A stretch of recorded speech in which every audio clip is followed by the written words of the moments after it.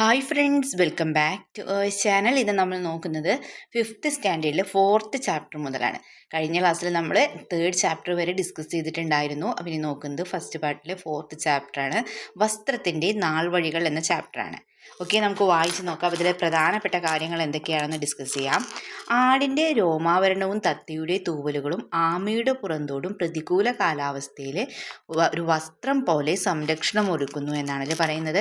മനുഷ്യർ കടുത്ത ചൂട്, അസഹനീയമായ തണുപ്പ് എന്നീ സാഹചര്യങ്ങളിൽ മനുഷ്യർക്ക് ആവശ്യമായ വസ്ത്രങ്ങൾ പ്രകൃതിയിൽ നിന്നുള്ള വിഭവങ്ങൾ കൊണ്ടുതന്നെ രൂപപ്പെടുത്തേണ്ടി വന്നു. അപ്പോൾ ഫസ്റ്റ് ക്വസ്റ്റ്യൻ നോക്കൂ. വസ്ത്രം നമുക്ക് എങ്ങനെയെല്ലാം പ്രയോജനപ്പെടുന്നു? തണുപ്പിൽ നിന്ന് സംരക്ഷണം, ചൂടിൽ നിന്ന് സംരക്ഷണം, ശരീരത്തിലെ ചൂട് നിലനിർത്തുന്നു. പ്രാണികളിൽ നിന്ന് സംരക്ഷണം, രോഗാണുക്കളിൽ നിന്ന് സംരക്ഷണം, വൃത്തിയുള്ള വസ്ത്രം ആത്മവിശ്വാസം വർദ്ധിപ്പിക്കുന്നു. ഇനി നമുക്ക് നോക്കാനുള്ളത് ഏതെല്ലാം വസ്തുക്കളാണ് ആദിമ മനുഷ്യർ വസ്ത്രമായിട്ട് ഉപയോഗിച്ചിരുന്നത്. എന്തൊക്കെയാണ്? മരവൂരി അഥവാ മരത്തോൽ ഉപയോഗിച്ചിട്ടുണ്ടായിരുന്നു. പിന്നെ പുല്ല്, മൃഗത്തോൽ, ഇലകൾ എന്നിവയല്ല. അപ്പോൾ ഏതെല്ലാം വസ്തുക്കളാണ്? മരവൂര് അഥവാ മരത്തോൽ, ഇലകൾ, പുല്ല്, മൃഗത്തോൽ. ഇനി വേട്ടയാടി ജീവിച്ചിരുന്ന കാലത്ത് സ്വന്തം ചുറ്റുപാടുകളിൽ നിന്ന് ലഭിച്ച വസ്തുക്കളായിരുന്നു മനുഷ്യർ വസ്ത്രമാക്കി ഉപയോഗിച്ചിരുന്നത്. പുല്ല്, ഇലകൾ, മരത്തോൽ, മൃഗത്തോൽ എന്നിവ ഉപയോഗിച്ച് വസ്ത്രങ്ങൾ ഉണ്ടാക്കി. മൃഗങ്ങളുടെ കൊമ്പ്, എല്ലി എന്നിവ സൂചികളാക്കി വസ്തു നിർമ്മാണത്തിനുള്ള ഉപകരണങ്ങളാക്കി. മൃഗങ്ങളുടെ തോൽ, രോമം എന്നിവ വൃത്തിയാക്കിയും മയപ്പെടുത്തിയും അവർ വസ്ത്രമാക്കിയിരുന്നു. മിനുസപ്പെടുത്തിയ കല്ലുകളെ ആയുധങ്ങളാക്കി ഉപയോഗിച്ചിരുന്ന കാലഘട്ടത്തിൽ വസ്ത്രങ്ങൾ തുന്നുന്നതിന് കൽസൂചി ഉപയോഗിച്ചു അല്ലേ. ഇന്ന് വ്യത്യസ്ത തുണിത്തരങ്ങൾ ഉപയോഗിക്കുന്നു. ഒരു പ്രദേശത്ത് ഉപയോഗിക്കുന്ന പ്രധാന തുണിത്തരങ്ങൾ ആ പ്രദേശത്തിൻ്റെ ഭൂമിശാസ്ത്രപരമായ സവിശേഷതകളെയും കാലാവസ്ഥകളെയും ആശ്രയിച്ചിരിക്കുന്നു. ഇനി നമ്മൾ പഠിക്കാൻ പോകുന്നത് പരുത്തിയെക്കുറിച്ചാണ്. ലോകവ്യാപകമായി വസ്ത്രങ്ങൾ ഉണ്ടാക്കാൻ ഉപയോഗിക്കുന്ന വസ്തുവാണ് എന്ത്? പരുത്തി അല്ലേ. പരുത്തി ചെടിയിൽ നിന്ന് ലഭിക്കുന്ന പഞ്ഞി നൂലാക്കിയാണ് വസ്ത്രനിർമ്മാണത്തിന് ഉപയോഗിക്കുന്നത്. പ്രാചീന കാലം മുതൽ ഇന്ത്യയിൽ പരുത്തി കൃഷി ചെയ്തിരുന്നത്. നെക്സ്റ്റ് ജ്യൂട്ടാണ് നോക്കുന്നത്. ചണം ഉൽപ്പാദിക്കുന്നത് ചണച്ചെടിയിൽ നിന്നാണല്ലേ. ഒരു പ്രകൃതിദത്ത നാരിന് ഉദാഹരണമാണ് എന്ത്? ചണം.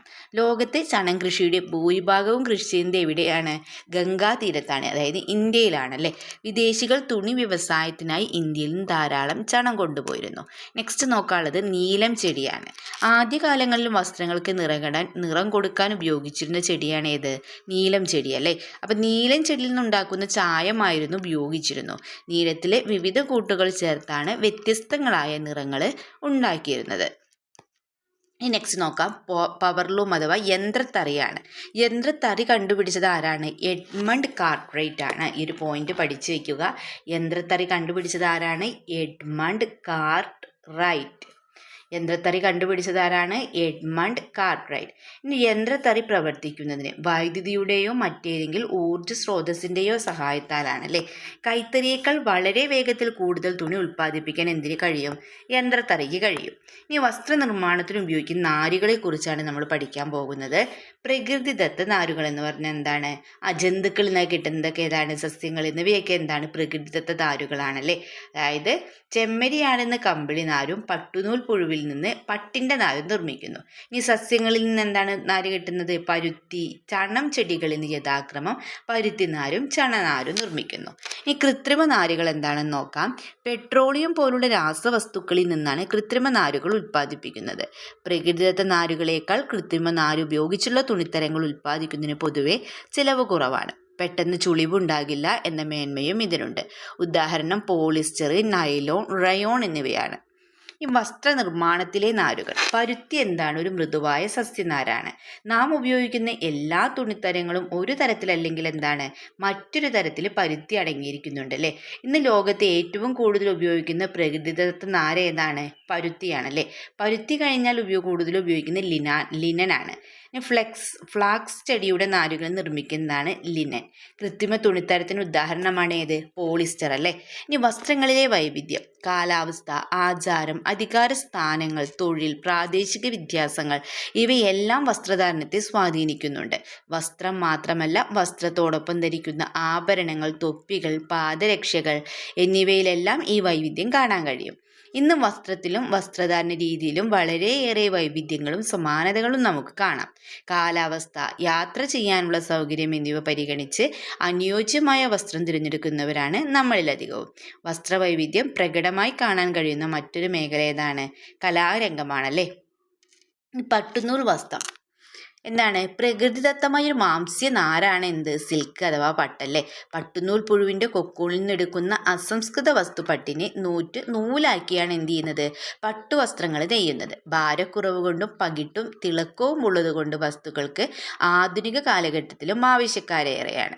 ഇനി വിവിധ തരം തുണിത്തരങ്ങളൊന്ന് നോക്കാം നമുക്ക്. പരുത്തി, കമ്പിളി, റയോൺസ്, മസ്ലി, സിൽക്ക്, തുകല്, satin, synthetic, polyester, linen, velvet ഒക്കെ എന്നിവയാണല്ലേ. ഇനി നമുക്ക് പ്രധാനം പഠിക്കാനുള്ള കാര്യങ്ങളാണ്. ഈ ഭാഗം നന്നായി ശ്രദ്ധിച്ചു നോക്കുക. ഏതൊക്കെയാണ്? തെക്കൻ വസ്ത്രധാരണത്തിലെ വിവേചനങ്ങൾ എന്നുള്ളതാണ്. തെക്കൻ കേരളത്തിലെ താഴ്ന്ന ജാതിക്കാർ അറിയപ്പെട്ടിരുന്ന വിഭാഗങ്ങളിലെ സ്ത്രീകൾക്ക് മേൽവസ്ത്രം ധരിക്കുന്നതിന് അവകാശം അനുവദിച്ചുകൊണ്ട് 1859 വിളംബരം പുറപ്പെടുവിച്ച തിരുവിതാംകൂർ രാജാവ് ആരാണ്? ഉത്രം തിരുനാൾ മാർത്താണ്ഡവർമ്മയാണ്. 1859 വർഷം വിളംബരം. അതായത് തെക്കൻ കേരളത്തിലെ താഴ്ന്ന ജാതിക്കാർ എന്ന് പറയപ്പെട്ടിരുന്ന വിഭാഗങ്ങളിലെ സ്ത്രീകൾക്ക് മേൽവസ്ത്രം ധരിക്കുന്നതിന് അവകാശം അനുവദിച്ചുകൊണ്ട് 1859 വിളംബരം പുറപ്പെടുവിച്ച തിരുവിതാംകൂർ രാജാവ് ഉത്രം തിരുനാൾ മാർത്താണ്ഡവർമ്മയാണ്. ആരാണ്? ഉത്രം തിരുനാൾ മാർത്താണ്ഡവർമ്മ. ഇനി നമുക്ക് പ്രധാനമായിട്ട് പഠിക്കാനുള്ള ഒരു പോയിന്റാണ് മേൽമുണ്ട് സമരം. എന്താണ് മേൽമുണ്ട് സമരം? 19-ാം നൂറ്റാണ്ടിന്റെ തുടക്കത്തിൽ തെക്കൻ തിരുവിതാംകൂറിൽ സ്ത്രീകൾക്ക് മാറുമറയ്ക്കുന്നതിന് വേണ്ടി നടത്തിയ സമരമാണ് ഏത്? മേൽമുണ്ട് സമരം അല്ലേ. ഉയർന്ന ജാതിയിൽപ്പെട്ടവരെന്ന് പറയപ്പെട്ട സ്ത്രീകൾക്ക് മാത്രമേ എന്തിനു സാധിക്കുള്ളൂ? മേൽവസ്ത്രം ധരിക്കാനുള്ള അവകാശം ഉണ്ടായിരുന്നല്ലേ. താഴ്ന്ന ജാതിക്കാരായി കരുതപ്പെട്ടിരുന്ന വിഭാഗങ്ങളിലെ സ്ത്രീകൾക്ക് മേൽജാതിക്കാരുടെ മുന്നിൽ മാറുമറയ്ക്കാനുള്ള അവകാശം ഉണ്ടായിരുന്നില്ല. ഇതിനെതിരെ 19-ാം നൂറ്റാണ്ടിന്റെ ആദ്യഘട്ടത്തിൽ ഈ അവകാശം നേടിയെടുക്കുന്നതിനായി നടത്തിയ സമരമാണ് ഏത്? മേൽമുണ്ട് സമരം. ഇനി നെക്സ്റ്റ് നോക്കാം നമുക്ക്. ഖാദി വസ്ത്രങ്ങൾ ധരിക്കുവാൻ അദ്ദേഹം ജനങ്ങളോട് ആഹ്വാനം ചെയ്തു. ആരാണ്? ഉത്രം തിരുനാൾ മാർത്താണ്ഡവർമ്മയിലെ ഖാദി വസ്ത്രങ്ങൾ ധരിക്കുവാൻ അദ്ദേഹം ജനങ്ങളോട് ആഹ്വാനം ചെയ്തു. സ്വദേശി വസ്ത്രങ്ങൾ നിർമ്മിച്ച് ഉപയോഗിച്ചുകൊണ്ട് വിദേശ വസ്ത്രങ്ങൾ ബഹിഷ്കരിക്കാനാണ് ഗാന്ധിജി ആവശ്യപ്പെട്ടതല്ലേ. ആരാണ്? ഗാന്ധിജിയെ കുറിച്ചാണ് നമ്മൾ പറയുന്നത്. ഖാദി വസ്ത്രങ്ങൾ ധരിക്കുവാൻ അദ്ദേഹം ജനങ്ങളോട് ആഹ്വാനം ചെയ്തു. സ്വദേശി വസ്ത്രങ്ങൾ നിർമ്മിച്ച് ഉപയോഗിച്ചുകൊണ്ട് വിദേശ വസ്ത്രങ്ങൾ ബഹിഷ്കരിക്കാനാണ് ഗാന്ധിജി ആവശ്യപ്പെട്ടത്. വസ്ത്രത്തെയും വസ്ത്രധാരണത്തെയും സമരായുധമാക്കിക്കൊണ്ട് ഗാന്ധിജി സ്വാതന്ത്ര്യ സമരം ബഹുജന പ്രക്ഷോഭമാക്കിയിട്ട് മാറ്റി. ഇന്ത്യൻ സ്വാതന്ത്ര്യ സമരത്തിൽ സ്വദേശി പ്രസ്ഥാനത്തിന്റെ പ്രതീകമായത് എന്തായിരുന്നു? ചർക്കയായിരുന്നു അല്ലേ. ചർക്ക. ഇനി ഖാദി വസ്ത്രം ധരിക്കലും ഖാദി തൊപ്പി അണിയലും ദേശാഭിമാനത്തിന്റെ അടയാളമായിട്ട് മാറി. ഇന്ത്യൻ ജനത വിദേശ വസ്ത്രങ്ങൾ ബഹിഷ്കരിച്ച് നശിപ്പിക്കുന്നതിൻ്റെ ഒരു പിക്ചറാണ് ഇവിടെ കൊടുത്തിട്ടുള്ളത്. ഇനി ചർക്കയിൽ നൂൽ നിൽക്കുന്ന ഗാന്ധിജിയുടെ പിക്ചറും നൽകിയിട്ടുണ്ട്. ഇനി നെക്സ്റ്റ് പഠിക്കാനുള്ളത് നമുക്ക് ഓർമ്മിച്ച് വയ്ക്കേണ്ട ഒരു കാര്യമാണ്. എന്താണ്? സ്വദേശി പ്രസ്ഥാനം. സ്വദേശി. ഇന്ത്യൻ സ്വാതന്ത്ര്യ സമരത്തിൻ്റെ ഭാഗമായിട്ട് സ്വദേശി പ്രസ്ഥാനം ആരംഭിച്ചത് എന്നാണ് ചോദിച്ചത്. എന്നാണ്?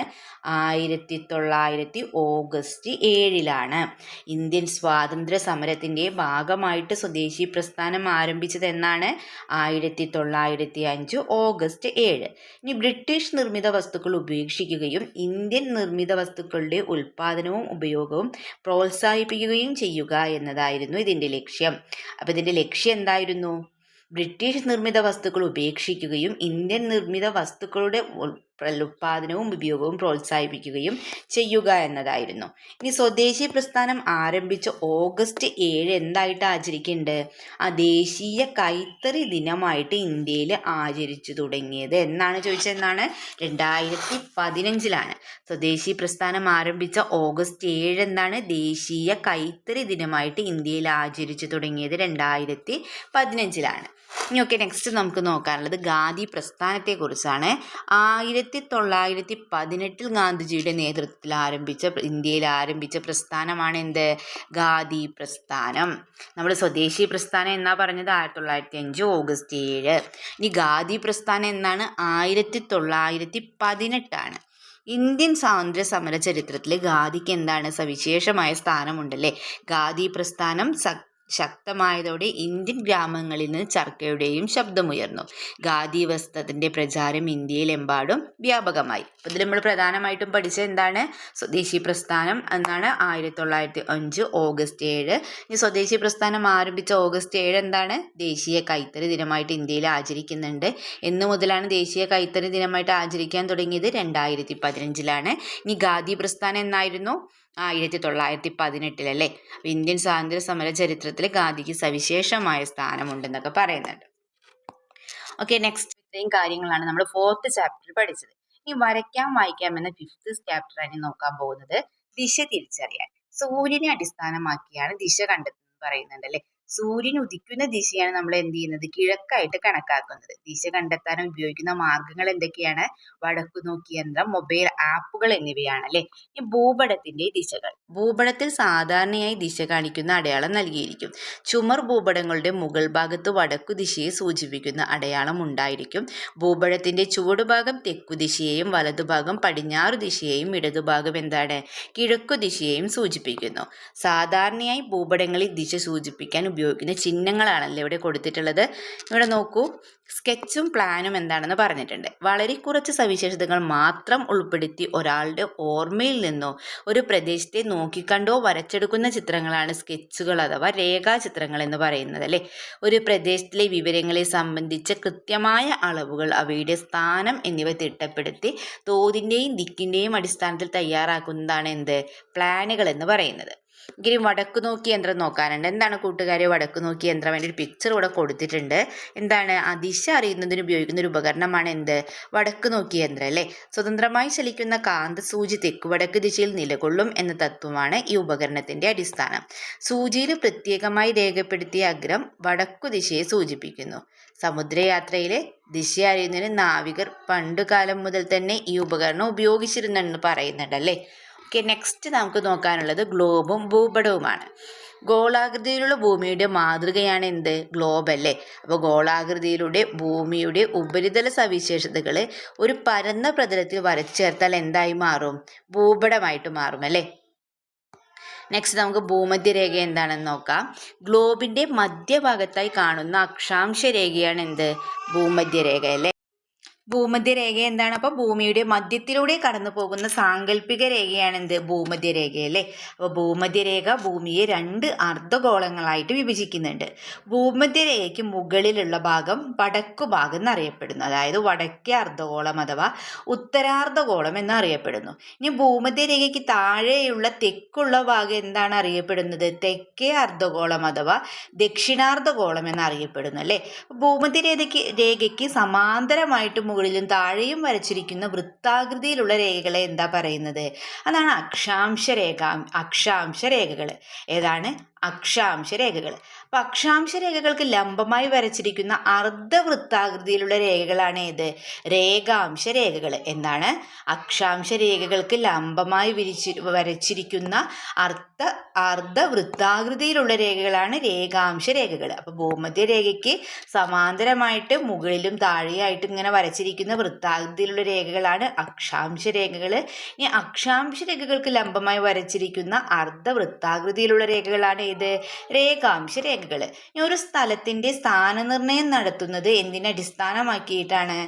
അക്ഷാംശ രേഖകളെയും രേഖാംശ രേഖകളെയും അടിസ്ഥാനമാക്കിയിട്ടാണല്ലേ. ഇനി ഇവിടെ രേഖാംശ രേഖകൾ എന്താണെന്ന് കൊടുത്തു നോക്കൂ. ഭൂമിയുടെ ഉത്തര ധ്രുവത്തെയും ദക്ഷിണ ധ്രുവത്തെയും തമ്മിൽ ബന്ധിപ്പിച്ച് അക്ഷാംശ രേഖകൾക്ക് ലംബമായി വരച്ചിട്ടുള്ള അർദ്ധവൃത്താകൃതിയിലുള്ള രേഖകളാണ് എന്ത്? രേഖാംശ രേഖകൾ അല്ലേ. അപ്പൊ പ്രധാനപ്പെട്ട 2 രേഖാംശ രേഖകൾ ഏതൊക്കെയാണ്? 0 ഡിഗ്രി രേഖാംശവും 180 ഡിഗ്രി രേഖാംശവുമാണ്. 0 ഡിഗ്രി രേഖാംശം, 180 ഡിഗ്രി രേഖാംശം.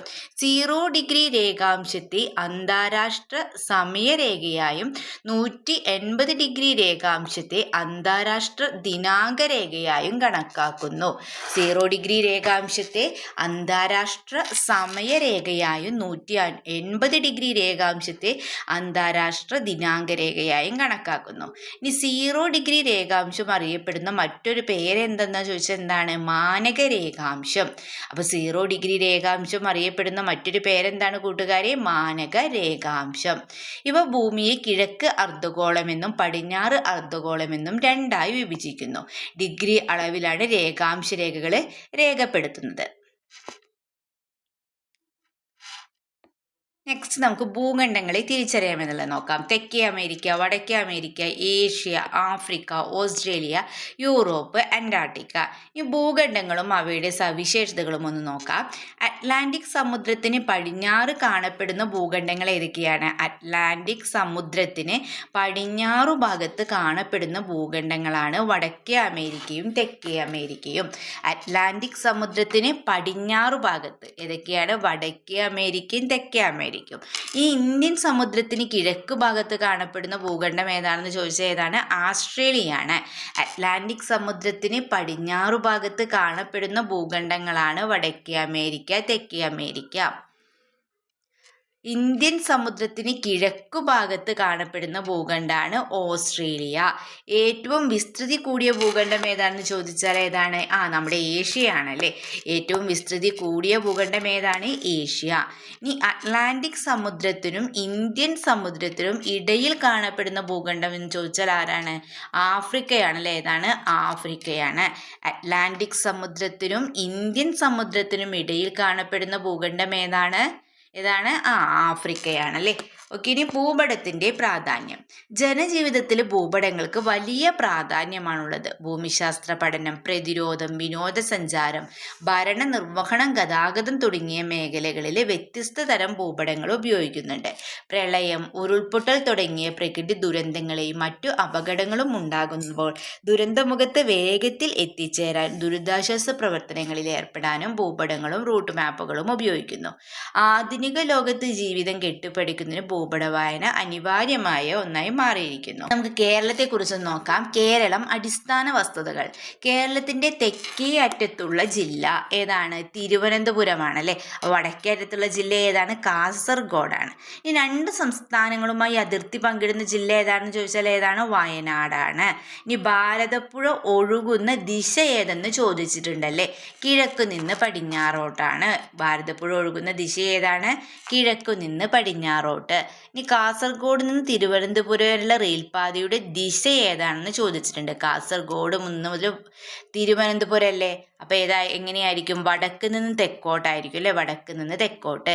ഇനി കേരളത്തിൻ്റെ അയൽ സംസ്ഥാനങ്ങൾ ചോദിച്ചിട്ടുണ്ട്. ഏതൊക്കെയാണ്? തമിഴ്നാടും കർണാടകയുമാണ് അല്ലേ. ഇനി കേരളത്തിൻ്റെ കിഴക്ക് സ്ഥിതി ചെയ്യുന്ന സംസ്ഥാനം ഏതാണെന്ന് ചോദിച്ചാൽ ഏതാണ്? തമിഴ്നാടാണ്. കേരളത്തിൻ്റെ കിഴക്ക് സ്ഥിതി ചെയ്യുന്ന സംസ്ഥാനം ഏതാണ്? തമിഴ്നാട്. ഓക്കെ. നെക്സ്റ്റ് നമുക്ക് വാസ്കോഡ ഗാമയുടെ ആഗമനം നോക്കാം. പോർച്ചുഗലിൽ ലിസ്ബൺ തുറമുഖത്ത് 4 പായ്ക്കപ്പലുകളിലായി 170 പേരടങ്ങുന്ന നാവിക സംഘത്തെ നയിച്ചുകൊണ്ട് വാസ്കോഡ ഗാമ ഇന്ത്യക്ക് യാത്ര തിരിച്ചു. കാറ്റിന്റെ സഹായത്തോടെ തെക്ക് കിഴക്കോട്ട് യാത്ര ചെയ്ത് ആഫ്രിക്കയുടെ തെക്കേ അറ്റത്തെത്തി. തുടർന്ന് ആഫ്രിക്കയുടെ കിഴക്കേ തീരം വഴി വടക്കോട്ട് സഞ്ചരിച്ച് മാലിനി തുറമുഖത്തെത്തി. അവിടുത്തെ നാവികരുടെ നിർദ്ദേശങ്ങൾ അനുസരിച്ച് മൺസൂൺ കാറ്റുകളുടെ സഹായത്തോടെ 1498 മെയ് 20 എന്നാണ് വർഷം എന്ന് നോക്കൂ. 1498 മെയ് 20 ഇന്ത്യയുടെ പടിഞ്ഞാറേ തീരത്ത് കോഴിക്കോടിനടുത്തുള്ള കാപ്പാട് തീരത്ത് എത്തിച്ചേർന്നു. വർഷം എത്രയാണ്? 1498 മെയ് 20 ആണല്ലേ. അപ്പോൾ യൂറോപ്പിൽ നിന്ന് ആയിരക്കണക്കിന് കിലോമീറ്റർ താണ്ടി വാസ്കോഡ ഗാമയും സംഘവും സാഹസികമായി നടത്തിയ യാത്ര ചരിത്രത്തിൽ ഇടം നേടിയല്ലേ. ഓക്കെ. ഇനി വാസ്കോഡ ഗാമയുടെ സഞ്ചാരപാത ഇവിടെ കൊടുക്കുന്നുണ്ട്. വടക്കേ അമേരിക്ക, തെക്കേ അമേരിക്ക, ആഫ്രിക്ക. നോക്കൂ. നോക്കാം. വാസ്കോഡ ഗാമ യൂറോപ്പിൽ നിന്ന് ഇന്ത്യയിൽ എത്താനായി സഞ്ചരിച്ച സമുദ്രങ്ങൾ ഏതൊക്കെയാണെന്ന് ചോദിച്ചിട്ടുണ്ടല്ലോ. ഏതൊക്കെയാണ് സമുദ്രങ്ങൾ? അറ്റ്ലാന്റിക് സമുദ്രവും ഇന്ത്യൻ സമുദ്രവുമാണ്. വാസ്കോഡ ഗാമ യൂറോപ്പിൽ നിന്ന് ഇന്ത്യയിൽ എത്താനായി സഞ്ചരിച്ച സമുദ്രങ്ങൾ ഏതൊക്കെയാണ്? അറ്റ്ലാന്റിക് സമുദ്രവും ഇന്ത്യൻ സമുദ്രവും. ലോകത്തിലെ ഏറ്റവും വലിയ സമുദ്രം ചോദിച്ചാൽ ഏതാണ്? പസഫിക് ആണ് അല്ലേ. പസഫിക് സമുദ്രമാണ്. ഇനി ഇന്ത്യയെ അറിയാമെന്നുള്ളത് നോക്കാം. ഇന്ത്യയുടെ കിഴക്കു ഭാഗത്തുള്ള കടൽ. ഇന്ത്യയുടെ കിഴക്കു ഭാഗത്തുള്ള കടൽ ഏതാണ്? ബംഗാൾ ഉൾക്കടലാണല്ലേ. ഇന്ത്യയുടെ കിഴക്ക് ഭാഗത്തുള്ള കടൽ ഏതാണ്? ബംഗാൾ ഉൾക്കടലാണ് അല്ലെ. ഇന്ത്യയുടെ പടിഞ്ഞാറ് ഭാഗത്തുള്ള കടൽ അറബിക്കടൽ.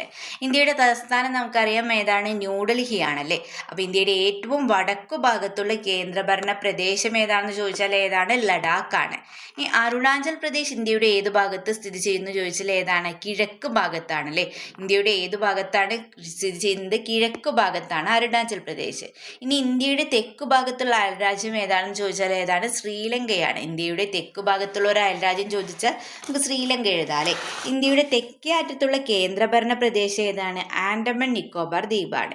ഇന്ത്യയുടെ ഏറ്റവും വടക്കു ഭാഗത്തുള്ള കേന്ദ്രഭരണ പ്രദേശം നമ്മൾ പറഞ്ഞു ലഡാക്ക് ആണ്.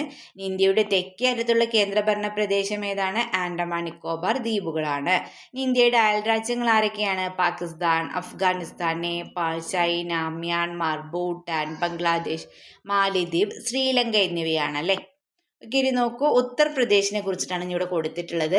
ഇന്ത്യയുടെ വടക്കു ഭാഗത്ത് സ്ഥിതി ചെയ്യുന്ന സംസ്ഥാനമാണ് ഏത്? ഉത്തർപ്രദേശ് അല്ലേ. ഇന്ത്യയിലെ 8 സംസ്ഥാനങ്ങളുമായി അതിർത്തി പങ്കിടുന്ന സംസ്ഥാനം ഏതാണ്? ഉത്തർപ്രദേശ് ആണ്. ഇന്ത്യയിലെ 8 സംസ്ഥാനങ്ങളുമായി അതിർത്തി പങ്കിടുന്ന സംസ്ഥാനമാണ് ആര്? ഉത്തർപ്രദേശ് അല്ലേ.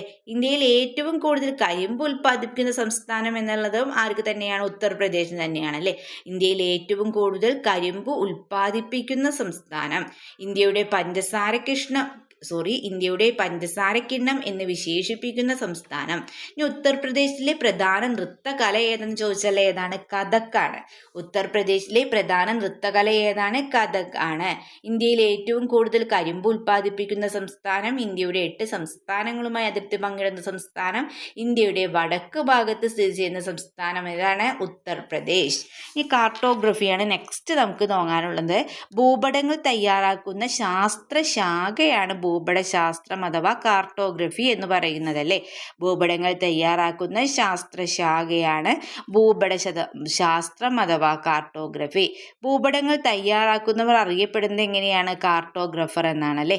രാജ്യത്ത് ഭൂപടങ്ങൾ നിർമ്മിക്കുന്നതിനും പരിശോധിക്കുന്നതിനും പ്രസിദ്ധീകരിക്കുന്നതിനും ചുമതലപ്പെട്ട കേന്ദ്ര സർക്കാർ ഏജൻസി ഏതാണെന്ന് ചോദിച്ചാൽ ഏതാണ്? സർവേ ഓഫ് ഇന്ത്യയാണ്. രാജ്യത്ത് ഭൂപടങ്ങൾ നിർമ്മിക്കുന്നതിനും പരിശോധിക്കുന്നതിനും പ്രസിദ്ധീകരിക്കുന്നതിനും ചുമതലപ്പെട്ട കേന്ദ്ര സർക്കാർ ഏജൻസി ഏതാണ്? Survey of India. ഇതിൻ്റെ ആസ്ഥാനം എവിടെയാണ്? ഡെറാഡൂണിലാണ്. ഉത്തരാഖണ്ഡിലെ ഡെറാഡൂണിലാണ് സർവേ ഓഫ് ഇന്ത്യയുടെ ആസ്ഥാനം. രാജ്യത്ത് ഭൂപടങ്ങൾ നിർമ്മിക്കുന്നതിനും പരിശോധിക്കുന്നതിനും പ്രസിദ്ധീകരിക്കുന്നതിനും ചുമതലപ്പെട്ട കേന്ദ്ര സർക്കാർ ഏജൻസിയാണ് ഇത് സർവേ ഓഫ് ഇന്ത്യ. അതിൻ്റെ ആസ്ഥാനം എവിടെയാണ്? ഡെറാഡൂണിലാണ്. ഉത്തരാഖണ്ഡിലെ ഡെറാഡൂണിലാണ്.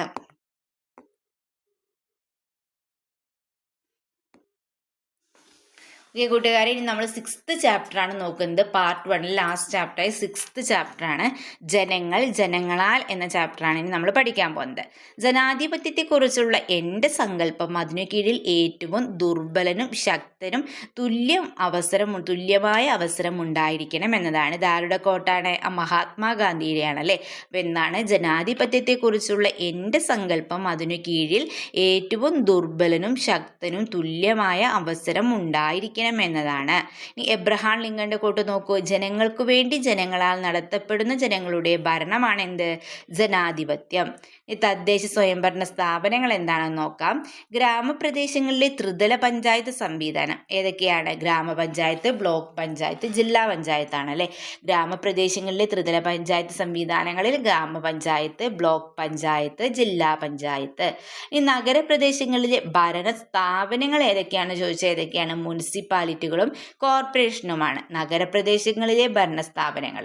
ഈ ഗ്രാമപ്രദേശത്തിലെ ത്രിതല പഞ്ചായത്ത് സംവിധാനങ്ങൾ എന്ന് പറയുന്നത് ഗ്രാമപഞ്ചായത്ത്, ബ്ലോക്ക് പഞ്ചായത്ത്, ജില്ലാ പഞ്ചായത്ത്. ഈ നഗരപ്രദേശങ്ങളിലെ ഭരണസ്ഥാപനങ്ങൾ എന്ന് പറയുന്നത് മുനിസിപ്പാലിറ്റികൾ, കോർപ്പറേഷനുകൾ.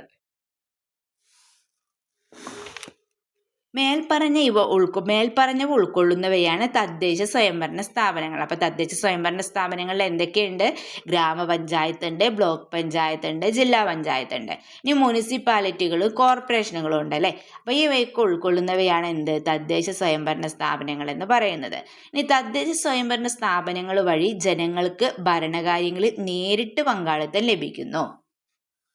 ഇനി ജനാധിപത്യം എന്നത് ജനങ്ങൾ നേരിട്ടോ അവർ തിരഞ്ഞെടുക്കുന്ന പ്രതിനിധികളോ ഭരണപരമായ കാര്യങ്ങളിൽ തിരഞ്ഞെടുക്കുന്ന സംവിധാനമാണ് എന്ത്? തിരഞ്ഞെടുക്കുന്ന സംവിധാനമാണ് ജനാധിപത്യം എന്ന് പറയുന്നത് അല്ലേ. ഓക്കെ, ഇനി ജനാധിപത്യത്തിന്റെ ആദ്യ രൂപം ഉദയം ചെയ്തത് എവിടെയാണെന്ന് ചോദിച്ചിട്ടുണ്ടല്ലേ. പുരാതന ഗ്രീസിലെ ഏതൻസിലാണ് ജനാധിപത്യത്തിന്റെ ആദ്യ രൂപം ഉദയം ചെയ്തത്. പുരാതന ഗ്രീസിലെ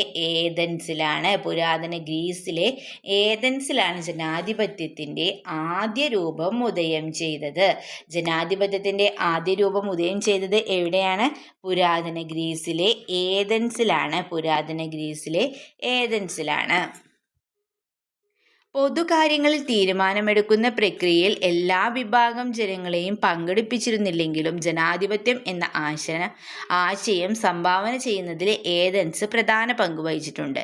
ഇന്ന് നിലവിലുള്ള ജനാധിപത്യ രീതിയുടെ തുടക്കം യുണൈറ്റഡ് കിങ്ഡത്തിന്റെ ഭാഗമായ ഇംഗ്ലണ്ടിൽ നിന്നാണ്. എവിടെ നിന്നാണ്? യുണൈറ്റഡ് കിങ്ഡത്തിന്റെ ഭാഗമായിട്ടുള്ള ഇംഗ്ലണ്ടിൽ നിന്നാണല്ലേ. തിരഞ്ഞെടുപ്പ്, ജനപ്രതിനിധികളുടെ ഭരണം, പാർലമെന്റ് എന്നീ സംവിധാനങ്ങൾ രൂപം കൊണ്ടത് എവിടെയാണ്? തിരഞ്ഞെടുപ്പ്, ജനപ്രതിനിധികളുടെ ഭരണം, പാർലമെന്റ് അങ്ങനെയുള്ള സംവിധാനങ്ങളൊക്കെ രൂപം കൊണ്ടുന്നത് എവിടെ നിന്നാണ്? ഇംഗ്ലണ്ടിൽ നിന്നാണ് അല്ലേ. ഇനി നെക്സ്റ്റ് നമുക്ക് നോക്കാനുള്ളത് ഡെമോക്രസി എന്ന പദം. ഡെമോക്രസി എന്ന പദം ആദ്യമായിട്ട് ഉപയോഗിച്ചത് ആരാണ്? ഹെറോഡോട്ടസ് ആണ് അല്ലേ. ഹെറോഡോട്ടസ് ആണ് ഡെമോക്രസി എന്ന പദം ആദ്യമായിട്ട് ഉപയോഗിക്കുന്നത്. പുരാതന ഗ്രീക്ക് ചരിത്രകാരനാണ് ആര്? ഹെറോഡോട്ടസ് അല്ലേ. ഹെറോഡോട്ടസ് പുരാതന ഗ്രീക്ക് ചരിത്രകാരനാണ്. അപ്പൊ എന്തൊക്കെയാ നെക്സ്റ്റ് എന്താ പറയുന്നത്? ഡെമോസ് എന്ന് പറഞ്ഞ ജനങ്ങളല്ലേ, ക്രാറ്റോസ് അധികാരം എന്നീ ഗ്രീക്ക് പദങ്ങൾ ചേർന്നാണ് ഡെമോക്രസി എന്ന ജനങ്ങളുടെ അധികാരം അഥവാ ഭരണം എന്ന വാക്ക് രൂപപ്പെട്ടത്. അപ്പോൾ ഡെമോസ് എന്ന് പറഞ്ഞാൽ ജനങ്ങളാണ്, ക്രിറ്റോസ് എന്ന് പറഞ്ഞാൽ അധികാരമാണ്. അപ്പോൾ ഈ രണ്ട് ഗ്രീക്ക് പദങ്ങളും ചേർന്നാണ് ഡെമോക്രസി എന്ന വേർഡ് ഉണ്ടായിട്ടുള്ളതെന്നാണല്ലേ പറയുന്നത്. ഓക്കെ, ഇനി നെക്സ്റ്റ് നമുക്ക് നോക്കാനുള്ളത് കേരള നിയമസഭയെ കുറിച്ചാണ്. കേരള സംസ്ഥാനത്തിന്റെ നിയമനിർമ്മാണ സഭയാണ് ഏത്? കേരള നിയമസഭ. ഇതിന്റെ ആസ്ഥാനം എവിടെയാണ്? തിരുവനന്തപുരത്താണ്. കേരള നിയമസഭയുടെ ആദ്യ സമ്മേളനം നടന്നത് എന്നാണ്? 1957 ഏപ്രിൽ 27-നാണ്. എന്നാണ് കേരള നിയമസഭയുടെ ആദ്യ സമ്മേളനം നടന്നത്? 1957 ഏപ്രിൽ 27-നാണ്. എല്ലാ വർഷവും നിയമസഭാ ദിനമായി ആചരിക്കുന്നതും എന്ന് തന്നെയാണ്? ഏപ്രിൽ 27-നാണ് അല്ലേ. ഇനി കേരള നിയമസഭയുടെ വഴികാട്ടിയായി കണക്കാക്കപ്പെടുന്നത് തിരുവിതാംകൂർ ലെജിസ്ലേറ്റീവ് കൗൺസിൽ, ശ്രീമൂലം പ്രജാസഭ, തിരുക്കൊച്ചി നിയമനിർമ്മാണ സഭ എന്നിവയാണ്. ഗ്രാമസഭയിൽ ജനങ്ങൾ നേരിട്ട് പങ്കാളികളാകുമ്പോൾ നിയമസഭയിൽ നമ്മുടെ പ്രതിനിധികളാണ് നമുക്ക് വേണ്ടി സംസാരിക്കുന്നത്. നോക്കൂ, ജനാധിപത്യം പൊതു ഇടങ്ങളിൽ എന്നുള്ളതാണ് അല്ലെ നെക്സ്റ്റ് ടോപ്പിക്ക്. പൊതു ഇടങ്ങൾ വൃത്തിയായി സൂക്ഷിക്കുക, മറ്റുള്ളവരുടെ താല്പര്യങ്ങൾ മാനിക്കുക, പൊതു നിയമങ്ങൾ അനുസരിക്കുക എന്നിവയെല്ലാം ജനാധിപത്യ ജീവിതക്രമത്തിന് അനിവാര്യമാണ്. ഭരണാധികാരികളെ തിരഞ്ഞെടുക്കുന്നതിനപ്പുറം ജീവിതത്തിന്റെ എല്ലാ തലങ്ങളിലും ജനാധിപത്യം പുലർത്തേണ്ടതുണ്ട്. ആഹാരം, വസ്ത്രം, തൊഴിൽ എന്നിവ തിരഞ്ഞെടുക്കുവാനുള്ള സ്വാതന്ത്ര്യവും അഭിപ്രായങ്ങൾ തുറന്നു പറയുവാൻ കഴിയുന്ന സാഹചര്യവും ജനാധിപത്യ സമൂഹത്തിന്റെ സവിശേഷതകളാണെന്ന് പറയുന്നുണ്ട് അല്ലേ. ഇനി തുല്യ പദവി, തുല്യ അവസരം, വിഭവങ്ങൾക്ക് മേലുള്ള തുല്യമായ അവകാശം എന്നീ സാഹചര്യങ്ങൾ കൂടി അനുഭവവേദ്യമാകുമ്പോഴാണ് ജനാധിപത്യം അർത്ഥപൂർണമാകുന്നത്. ഈ ജനാധിപത്യം ഒരു ജീവിതക്രമം എന്നുള്ളതാണ് നമുക്ക് പഠിക്കാനുള്ളത്. ജനാധിപത്യം കുടുംബത്തിൽ എല്ലാവരുടെയും അഭിപ്രായങ്ങൾ പരിഗണിച്ചുകൊണ്ട് തീരുമാനങ്ങൾ എടുക്കുമ്പോഴാണ് ജനാധിപത്യം എന്ത് ചെയ്യുന്നത്? കുടുംബത്തിൽ പ്രായോഗികമാകുന്നത് അല്ലേ. ഓക്കെ, നെക്സ്റ്റ് പോയിന്റ് ജനാധിപത്യം വിദ്യാലയത്തിൽ.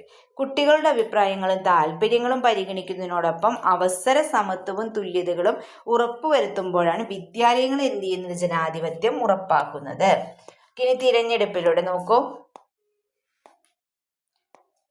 ജനാധിപത്യം പൊതു ഇടങ്ങളിൽ എങ്ങനെയാണെന്ന് നോക്കാം. പൊതു ഇടങ്ങൾ വൃത്തിയായി സൂക്ഷിക്കുക, മറ്റുള്ളവരുടെ താല്പര്യങ്ങൾ മാനിക്കുക, പൊതു നിയമങ്ങൾ അനുസരിക്കുക എന്നിവയെല്ലാം ജനാധിപത്യ ജീവിതക്രമത്തിന് അനിവാര്യമാണ്. ഈ ഭരണാധികാരികളെ തിരഞ്ഞെടുക്കുന്നതിനപ്പുറം ജീവിതത്തിന്റെ എല്ലാ തലങ്ങളിലും ജനാധിപത്യം പുലർത്തേണ്ടതുണ്ട്. ആഹാരം, വസ്ത്രം, തൊഴിൽ എന്നിവ തിരഞ്ഞെടുക്കുവാനുള്ള സ്വാതന്ത്ര്യവും അഭിപ്രായങ്ങൾ തുറന്നു പറയുവാൻ കഴിയുന്ന സാഹചര്യവും ജനാധിപത്യ സമൂഹത്തിന്റെ സവിശേഷതകളാണ്. തുല്യ പദവി, തുല്യ അവസരം, വിഭവങ്ങൾക്കു മേലുള്ള തുല്യമായ അവകാശം എന്നീ സാഹചര്യങ്ങൾ കൂടി അനുഭവവേദ്യമാകുമ്പോഴാണ് ജനാധിപത്യം അർത്ഥപൂർണമാകുന്നത്. നെക്സ്റ്റ് പോയിന്റ് നോക്കാം. തിരഞ്ഞെടുപ്പിലൂടെ ജനാധിപത്യ സമ്പ്രദായത്തിൽ ഭരണാധികാരികളെ തിരഞ്ഞെടുക്കുന്ന പ്രക്രിയയാണ് തിരഞ്ഞെടുപ്പ്. സാർവത്രിക പ്രായപൂർത്തി വോട്ടവകാശം എന്ന് പറഞ്ഞാൽ എന്താണ്? യാതൊരു വിവേചനങ്ങളുമില്ലാതെ നിശ്ചിത പ്രായം പൂർത്തിയായി എല്ലാവർക്കും തിരഞ്ഞെടുപ്പിൽ വോട്ട് ചെയ്യാനുള്ള അവകാശത്തെ പറയുന്നതാണ് എന്ത്? സാർവത്രിക പ്രായപൂർത്തി വോട്ടവകാശം. 1989 വരെ ഇന്ത്യയിൽ വോട്ടവകാശത്തിനുള്ള പ്രായപരിധി എത്രയായിരുന്നു? 21 ആയിരുന്നു. 1989 ഇന്ത്യയിലുള്ള വോട്ടവകാശത്തിനുള്ള പ്രായപരിധി എന്ന് പറയുന്നത് 21 ആയിരുന്നു. നിലവിൽ ഇന്ത്യയിൽ വോട്ടവകാശത്തിനുള്ള പ്രായപരിധി എത്രയാണ്? 18 വയസ്സാണ് അല്ലെ. നിലവിൽ എത്രയാണ്? 18 വയസ്സാണ്. തിരഞ്ഞെടുപ്പിന്റെ വിവിധ ഘട്ടങ്ങൾ നോക്കാം. തിരഞ്ഞെടുപ്പ് ഉദ്യോഗസ്ഥരെ, ഫസ്റ്റ് എന്താണ്? തിരഞ്ഞെടുപ്പ് ഉദ്യോഗസ്ഥരെ നിയമിക്കൽ. തിരഞ്ഞെടുപ്പ് വിജ്ഞാപനം, നാമനിർദ്ദേശ പത്രിക സമർപ്പിക്കൽ, പത്രിക സൂക്ഷ്മ പരിശോധന, വോട്ടെണ്ണലും ഫലപ്രഖ്യാപനവും. അടുത്തത് എന്താ വരുന്നത്? നാമനിർദ്ദേശ പത്രിക പിൻവലിക്കൽ, തിരഞ്ഞെടുപ്പ് പ്രചാരണം, വോട്ടെണ്ണലും ഫലപ്രഖ്യാപനം. ഈ ഒരു ക്രമത്തിലാണല്ലേ ഇത് വരുന്നത്. ഓക്കെ, നോക്കൂ. നെക്സ്റ്റ് നോക്കാം. തിരഞ്ഞെടുപ്പിന്റെ ധർമ്മങ്ങൾ എന്തൊക്കെയാണെന്ന് ചോദിച്ചിട്ടുണ്ട്. ഗവൺമെന്റുകൾ രൂപീകരിക്കുന്നു, എല്ലാവർക്കും പ്രാതിനിധ്യം നൽകുന്നു, ഭരണകർത്താക്കളെ വളർത്തിയെടുക്കുന്നു, ജനാധിപത്യം ശക്തിപ്പെടുന്നു, വോട്ടർമാരെ ബോധവൽക്കരിക്കുന്നു. ഫസ്റ്റ് എന്താണ്? ഗവൺമെന്റുകൾ രൂപീകരിക്കുന്നു, എല്ലാവർക്കും പ്രാതിനിധ്യം നൽകുന്നു, ഭരണകർത്താക്കളെ വളർത്തിയെടുക്കുന്നു, ജനാധിപത്യം ശക്തിപ്പെടുത്തുന്നു, വോട്ടർമാരെ ബോധവൽക്കരിക്കുന്നു. ഓക്കെ, നെക്സ്റ്റ് നമുക്ക് നോക്കാനുള്ളത് കേന്ദ്ര തിരഞ്ഞെടുപ്പ് കമ്മീഷനാണ്. തിരഞ്ഞെടുപ്പ് കമ്മീഷന്റെ ചുമതല എന്ന് പറയുന്നത് എന്താണ്? രാഷ്ട്രപതി, ഉപരാഷ്ട്രപതി എന്നീ പദവികളിലേക്കും പാർലമെന്റിലെയും സംസ്ഥാന നിയമസഭകൾ എന്നിവിടങ്ങളിലേക്കും സ്വതന്ത്രവും നീതിപൂർവവുമായ തിരഞ്ഞെടുപ്പ് നടത്തുക. രാഷ്ട്രപതി, ഉപരാഷ്ട്രപതി എന്ന പദവികളിലേക്കും പാർലമെന്റിന്റെയും സംസ്ഥാന നിയമസഭകൾ എന്നിവിടങ്ങളിലേക്കും സ്വതന്ത്രവും നീതിപൂർവകവുമായ തിരഞ്ഞെടുപ്പ് നടത്തുക. കേന്ദ്ര തിരഞ്ഞെടുപ്പ് കമ്മീഷനിലെ അംഗങ്ങളുടെ എണ്ണം എത്രയാണ്? 3 അല്ലേ. മുഖ്യ തിരഞ്ഞെടുപ്പ് കമ്മീഷണർ ഉൾപ്പെടെ എല്ലാവരെയും നിയമിക്കുന്നത് ആരാണ്? രാഷ്ട്രപതിയാണ്. മുഖ്യ തിരഞ്ഞെടുപ്പ് കമ്മീഷണർ ഉൾപ്പെടെ എല്ലാവരെയും നിയമിക്കുന്നത് ആരാണ്? രാഷ്ട്രപതിയാണ്. കേന്ദ്ര തിരഞ്ഞെടുപ്പ് കമ്മീഷനിലെ അംഗങ്ങളുടെ എണ്ണം എത്രയായിരുന്നു? 3 അല്ലേ. എണ്ണം എത്രയാണ്? 3. ഓക്കെ, അപ്പോൾ ഇത്രയും ചാപ്റ്റേഴ്സ്, 3 ചാപ്റ്റേഴ്സാണ് നമ്മൾ ഈ വീഡിയോയിൽ ഉൾക്കൊള്ളിച്ചിട്ടുള്ളത്. അപ്പോൾ ഇതിൻ്റെ ഫസ്റ്റ് പാർട്ട് നമ്മൾ മുൻപേ അപ്ലോഡ് ചെയ്തിട്ടുണ്ട്. അപ്പോൾ അത് കാണാത്ത കൂട്ടുകാരുണ്ടെങ്കിൽ തീർച്ചയായും കാണുക. ഓക്കെ കൂട്ടുകാരെ, നിങ്ങൾക്ക് വീഡിയോ യൂസ്ഫുൾ ആയി തോന്നുകയാണെങ്കിൽ തീർച്ചയായും ലൈക്ക് ചെയ്യുക, കമൻറ്റ് ചെയ്യുക. ഓക്കെ, നമുക്ക് മറ്റൊരു വീഡിയോയുമായി വീണ്ടും കണ്ടുമുട്ടാം. Okay, by.